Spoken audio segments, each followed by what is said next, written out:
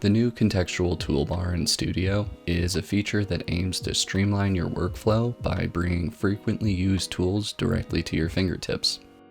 The tools are, believe it or not, contextual, so it'll show different features depending on the object type you've selected.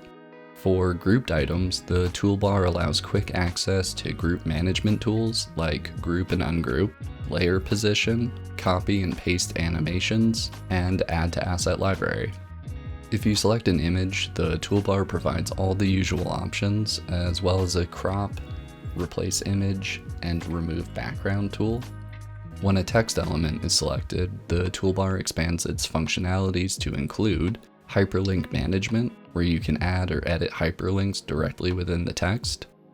You can also use the Edit with AI tool. Here you can make your text shorter, longer, check spelling and grammar, a broad improve option, change the tone, translate, or if none of those options are cutting it, you can enter in a custom prompt.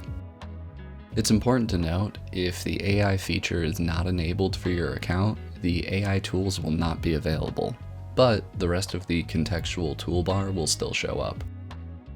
And as always, if you'd like to learn more about Studio, new features, or anything else, be sure to check out educate.ceros.com.